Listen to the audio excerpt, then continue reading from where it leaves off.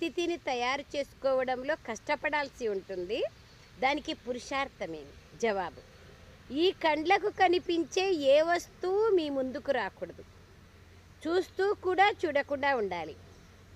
దేహంలో ఉంటూ ఆత్మాభిమానులుగా ఉండాలి. ఈ స్థితిని తయారు చేసుకోవడంలో సమయం పడుతుంది.